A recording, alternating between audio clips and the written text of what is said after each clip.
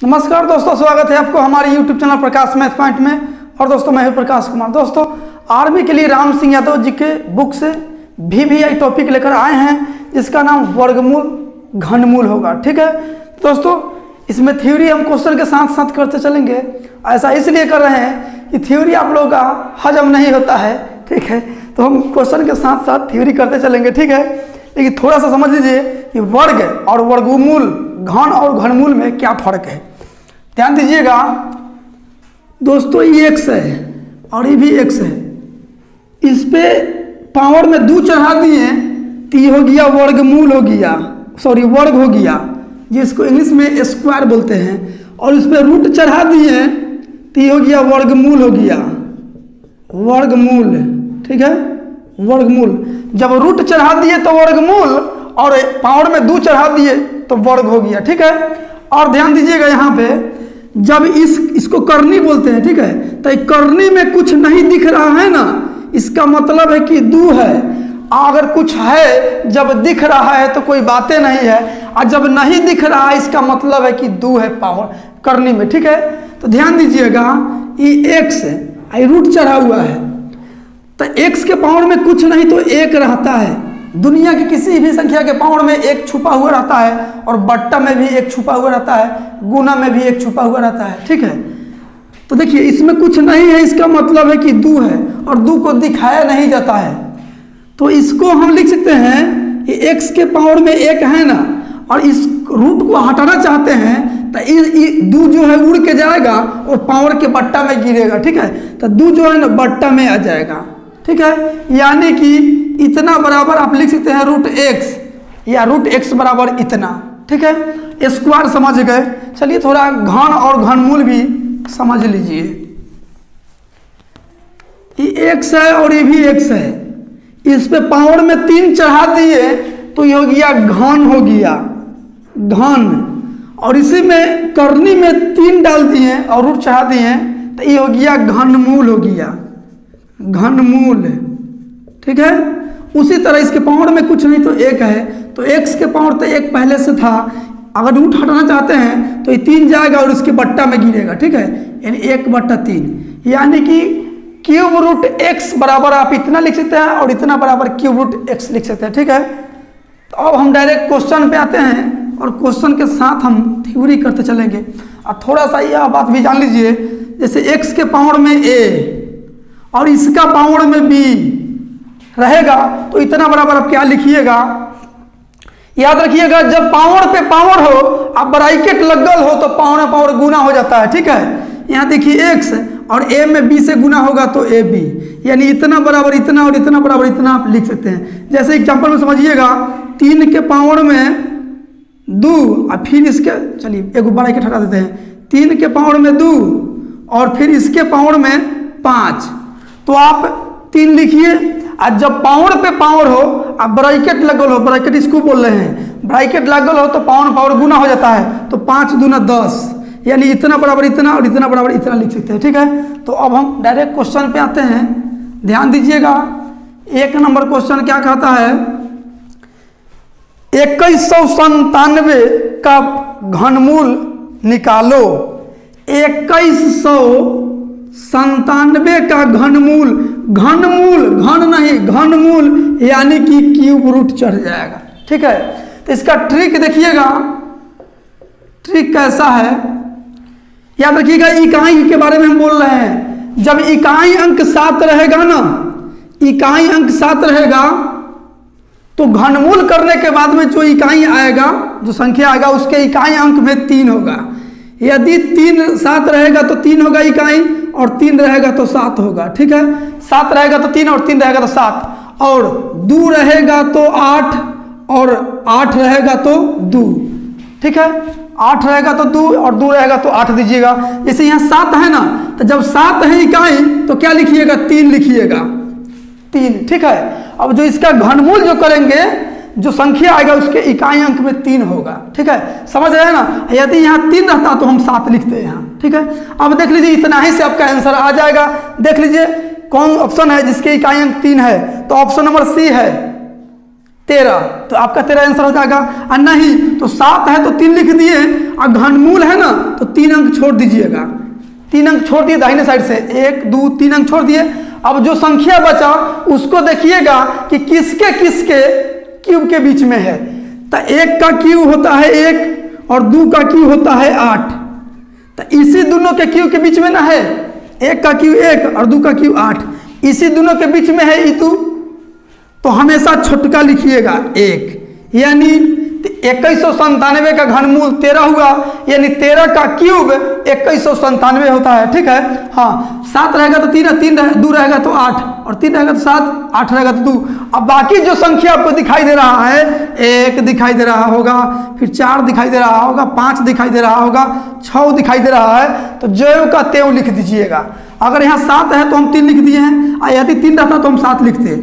ये चारों में ध्यान रखिएगा, 3 रहेगा तो 7 लिखिएगा, 7 रहेगा तो 3 लिखिएगा, 2 रहेगा तो 8 लिखिएगा, 8 रहेगा तो 2 लिखिएगा। इसके अलावा कोई दूसरा संख्या हो तो ज्यों का त्यों उतार दीजिएगा इकाई अंक। ठीक है, तो आपका आंसर हो जाएगा ऑप्शन नंबर सी। आते हैं अगली क्वेश्चन पे। चलिए 2 नंबर क्वेश्चन क्या कहता है, वह छोटी से छोटी संख्या ज्ञात करो जिसको 175 में से घटाने पर एक पूर्ण वर्ग बन जाए। मतलब वह छोटी से छोटी संख्या बताइए जो 175 में से हम घटा दे तो वह एक पूर्ण संख्या बन जाए। तो दोस्तों ये तो खैर छोटा संख्या है तो आप आसानी से बना सकते हैं। 175 के नीचा देखिए कि कौन संख्या है जो पूर्ण वर्ग है। तो 169 जो है 13 का स्क्वायर है, बस 169 घटा दीजिए। ठीक है, 6 आ गया, यही आपका आंसर हो जाएगा। लेकिन कोई बड़ा संख्या रहेगा तब आप कैसे निकालिएगा समझिएगा। क्या कीजिएगा, 175 को लिख लीजिएगा, वर्गमूल आप लोग बचपन में बनाना सीखे होंगे, वही मेथड अपना दीजिएगा, एकदम आसानी से बन जाएगा। तो वर्गमूल का नियम है कि 2 अंक घेर के 2 अंक का जोड़ा लगाइए, 2 अंक हो गया, ये को बचा तो एक को छोड़ दीजिए। अब क्या कीजिए, यहाँ 1 लगाइए, मतलब वह कौन पहाड़ा है जिसको उतना ही में गुना करने पर इतना आ जाए। तो 1 गुने 1 कीजिएगा तो 1 आ जाएगा। यदि आप यहाँ 2 लिखते तो 2 से गुना करना पड़ता, यदि 3 लिखते तो 3 से गुना करना पड़ता। तो हम 1 लिखे हैं तो इधर भी 1 में गुना किए तो 1 आया, कट गया। अब दोनों अंक 1 के भी उतरता है, वर्गमूल में दोनों अंक 1 के भी उतरता है। फिर क्या कीजिएगा, दोनों अंक उतर गया तो इस 1 से अति गुना किए हैं तो फिर 1 लिखिए, इसी को डबल रिपीट कीजिएगा। अब जोड़ दीजिए, 1 का 1 2। अब वह कौन संख्या यहाँ रखा जाए जो वही संख्या यहाँ रखा जाए और गुना करने पर 75 या तो 75 से छोटा संख्या आ जाए। तो हम देखते हैं कि 23 3 69 होता है कि यहाँ 3 रखेंगे ना तो यहाँ भी 3 रखना पड़ेगा। ठीक है, 3 रखना पड़ेगा। तो ध्यान दीजिएगा, तो 23 3 69 होता है, घटा दीजिए, 15 में से 9 गया 6, बस यहाँ जो शेष बचता है ना वही आपका आंसर होता है। ठीक है, आप पूछ देता कि वह कौन संख्या है जो 175 से छोटा है लेकिन पूर्ण वर्ग है, तो इसका स्क्वायर कर दीजिएगा, यानी 169 वही यहाँ लिखे है। ठीक है, चलिए तो आपका आंसर हो जाएगा 6, जो आपका ऑप्शन नंबर बी में है। आते हैं अगली क्वेश्चन पे। चलिए 3 नंबर क्वेश्चन क्या कहता है, 999 का स्क्वायर क्या होगा। ये सब तो पढ़ा चुके हैं। 999 का स्क्वायर, दोस्तों स्क्वायर 999 चाहे 5 को 9 हो, जैसे समझिएगा, एक अपना मन से एग्जाम्पल दे रहे हैं। यहाँ 4 को 9 का स्क्वायर करना है, यहाँ 3 को बोला दिया है, 999 का स्क्वायर पूछा है। तो क्या कीजिएगा, 999 9 की संख्या केवल रहना चाहिए। तो जितना 9 है उससे एक कम लिखना है। तो 3 को 9 है तो 2 को 9 लिखिए। ठीक है, एक अपना मन से कम कर दीजिएगा, और 9 वाला काम हो जाएगा तो एक अपना मन से 8 लिख दीजिएगा। ठीक है, अब देखिए 8 लिखने के बाद में देखिएगा कि 8 के पहले कितना संख्या है। तो 1 2 को संख्या है, 2 अंक है, तो 2 को 0 बैठा दीजिए, और 0 के काम हो जाएगा तो एक अपना मन से 1 दे दीजिएगा, यही आपका आंसर हो जाएगा। ठीक है, ये मेरे तरफ से देखिए 4 को 9999 का स्क्वायर क्या होगा। तो जितना 9 की संख्या है उससे कम लिखिएगा। 4 को है तो आप 3 को लिखिएगा, 9 के काम हो जाएगा तो एक अपना मन से 8 लिख दीजिएगा। 8 वाला काम हो जाएगा तो 8 के पहले कितने अंक है देखिएगा। तो 1 2 3 को है तो 3 को 0 बैठा दीजिए, और 0 का काम हो जाएगा तो एक अपना मन से 1 दे दीजिएगा, हो गया। यानी 9999 का स्क्वायर ये हो गया, और 999 का स्क्वायर पूछा है तो ये हो गया। तो 998001 998001 ऑप्शन नंबर डी। आते हैं अगली क्वेश्चन पे। चलिए 4 नंबर क्वेश्चन क्या कहता है, ए के स्क्वायर जोड़ 2 का स्क्वायर जोड़ 3 का स्क्वायर जोड़ 4 का स्क्वायर। इसमें क्या फार्मूला लगाइएगा, छोटा संख्या है तो आप आसानी से स्क्वायर करके जोड़ दीजिए, नहीं तो फार्मूला भी है इसका। जब ऐसा क्वेश्चन आएगा तो हम जरूर देंगे आपको। 1 के स्क्वायर 1 प्लस ऐसा ही जोड़ दीजिए मने मने। 4 के स्क्वायर 16, 3 के स्क्वायर 9, 16 9 25, 2 के स्क्वायर 4 29, 1 के स्क्वायर 1 30। आपका आंसर 30 हो गया, ठीक है, जो आपका ऑप्शन नंबर सी में है। आते हैं अगली क्वेश्चन पे। चलिए 5 नंबर क्वेश्चन क्या कहता है, 15 के स्क्वायर बराबर क्या होगा, 15 के स्क्वायर, ये सब तो आपको याद होगा। 15 के स्क्वायर होता है 225, ठीक है। और नहीं तो देख लीजिए कैसे निकालेंगे। क्या कीजिएगा, 5 के स्क्वायर 25 लिखिए, फिर 1 के स्क्वायर 1 लिखिए, और सब जितना संख्या ऊपर दिखाई दे रहा है सबको गुना कीजिए। तो 1 5 5 दूना 10, 1 छोड़ के 10 लिख दीजिए और जोड़ दीजिए 5 2 2, ठीक है। ऐसे याद रखिएगा 15 के स्क्वायर 225, 50 तक ले कम से कम आप स्क्वायर याद रखिए, ठीक है। तो आपका आंसर हो जाएगा ऑप्शन नंबर ए हो जाएगा। आते हैं अगली क्वेश्चन पे। चलिए 6 नंबर क्वेश्चन क्या कहता है, 25 व 6 के वर्गों के बीच कुल कितनी संख्याएं आएगी। मतलब 25 के स्क्वायर करने पर और 26 के स्क्वायर करने पर जो संख्या आएगा उसके बीच कितना संख्या होगा, यही बात पूछा है। तो चलिए पहले मेरे तरफ से एक थ्योरी समझ लीजिएगा। हम बोलेंगे कि 3 के स्क्वायर और 4 के स्क्वायर के बीच में कुल कितनी संख्याएं हैं। तो ये छोटा संख्या है तो इसमें हम प्रयोग करके आपको दिखा देते हैं। 3 के स्क्वायर 9 होता है, 4 के स्क्वायर 16 होता है, ठीक है। तो 9 के बाद होता है 10 11 12 होगा, 13 होगा, 14 होगा, 15 होगा, यही ना। तो 3 के स्क्वायर 9 और 4 के स्क्वायर 16, इसके बीच में कितनी संख्या है, 1 2 3 4 5 6 गो संख्या है, 6 गो संख्या है। तो अगर कोई 12 संख्या दे दे तो आपको निकालने आपको बहुत कठिन होगा। जैसे आपको दे देगा कि 5200, मतलब 502 का स्क्वायर और 503 का स्क्वायर के बीच कुल कितनी संख्याएं हैं। तो ट्रिक देखिएगा, जब एक का डिफरेंस हो, देखिए 25 लगातार है ना, 25 और 26 के स्क्वायर के बीच पूछा है, 3 और 4 के बीच में, तो जो संख्या होगा ना उसका दुगुना कर दीजिएगा, छोटका संख्या का दुगुना। तो छोटका कौन है इसमें, 25 है, छोटका कितना है 25 है, तो 25 का दुगुना कर दीजिएगा, यानी कि 50 को संख्या होगा 25 के स्क्वायर और 26 के स्क्वायर करने के बीच में, ठीक है। जैसे यहाँ देखिए 3 के स्क्वायर और 4 के स्क्वायर में कितना है, 1 2 3 4 5 6 को है ना, तो छोटका को उठा लीजिएगा और दुगुना कर दीजिएगा। उसी तरह इसमें भी 502 है ना, 503 के बीच पूछा है, तो 502 को उठा के दुगुना कर दीजिए, यानी कि 204 हो जाएगा, यानी 204 को, ठीक है। तो आपका आंसर ये वाला हो गया 50, जो आपका ऑप्शन नंबर सी में है। आते हैं अगली क्वेश्चन पे। चलिए 7 नंबर क्वेश्चन क्या कहता है, किसी ऋणात्मक पूर्णांकों का वर्ग क्या होता है। ऑप्शन दिया है, शून्य होता है, ऋणात्मक होता है, धनात्मक होता है, इनमें से कोई नहीं। दोस्तों ऋणात्मक मतलब माइनस वाला संख्या, जैसे कि मान लीजिए -1 का स्क्वायर, -2 का स्क्वायर, -3 का स्क्वायर। ऋणात्मक का जब स्क्वायर कीजिएगा तो संख्या जो आएगा वो पॉजिटिव होगा कि निगेटिव होगा कि शून्य होगा कि क्या होगा, यही आपसे पूछा है। तो -1 के स्क्वायर करने का मतलब -1 गुने -1, तो माइनस माइनस +1, बताइए पॉजिटिव आया ना। फिर यहाँ देखिए -2 गुने -2, तो माइनस माइनस प्लस 2 गुने 2 दूना 4, +4 आया कि नहीं। तो माइनस ऋणात्मक वाला संख्या को वर्ग करने पर हमेशा धनात्मक होता है, धनात्मक हमेशा धनात्मक होता है, ठीक है। आपका आंसर हो जाएगा ऑप्शन नंबर सी। आते हैं अगली क्वेश्चन पे। चलिए 8 नंबर क्वेश्चन क्या कहता है, 16 के पावर 3 के पावर 2, 16 के पावर 3 के पावर 2 बराबर क्या होगा। तो अभी बताए हैं कि जब पावर पे पावर हो, अब ब्रैकेट लगल हो, तो पावर पावर गुना कर दीजिएगा, तो 16 और 3 गुना हो जाएगा 6, तो 16 के पावर 6 आपका आंसर हो जाएगा, ठीक है, जो आपका ऑप्शन नंबर सी में है। आते हैं अगली क्वेश्चन पे। चलिए 9 नंबर क्वेश्चन क्या कहता है, रूट अंडर 225 बटा 289 बराबर क्या होगा।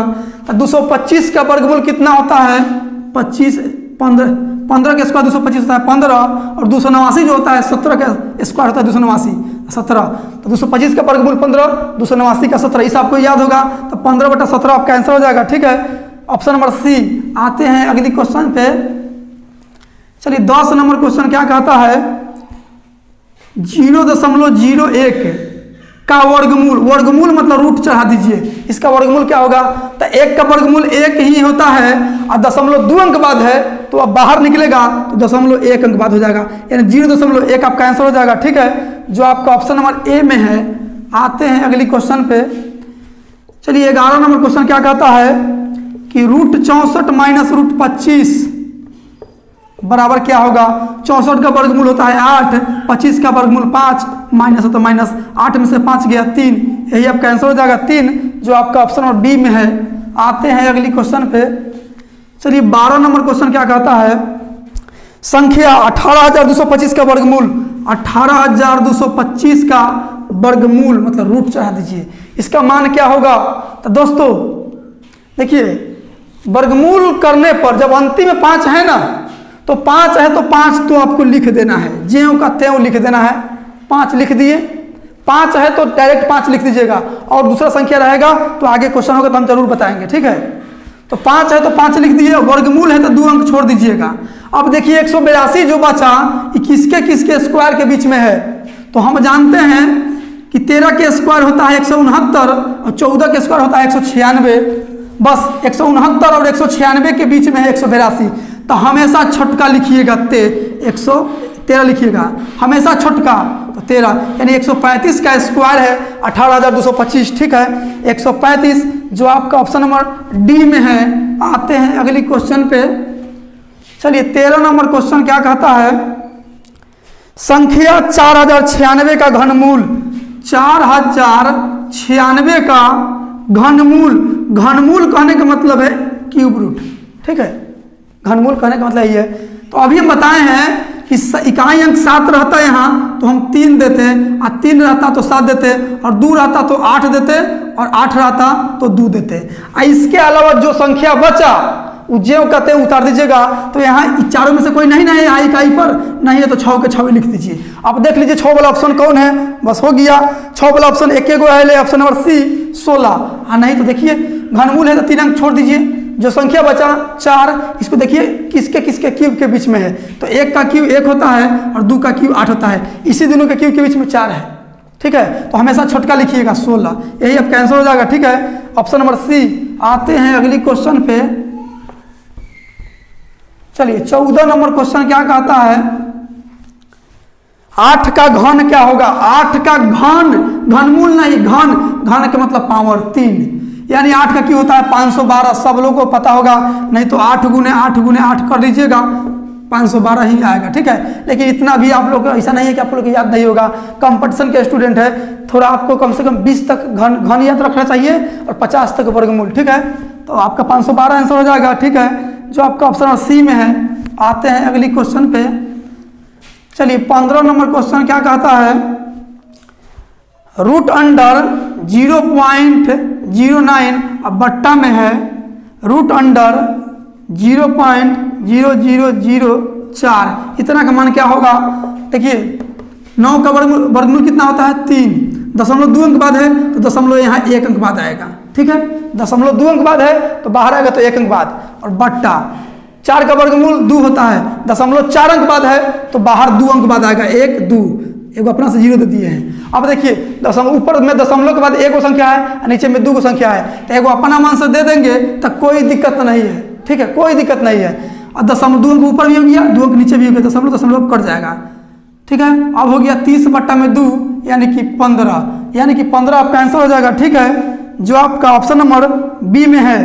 तो दोस्तों आज के लिए इतना ही। यदि वीडियो आपको अच्छा लगा है और मेरे पढ़ाने का तरीका आपको समझ में आया है तो वीडियो को like, subscribe and share, comment जरूर कीजिएगा। मिलते हैं अगली वीडियो में इससे आगे क्वेश्चन लेके। आज के लिए इतना ही। जय हिंद।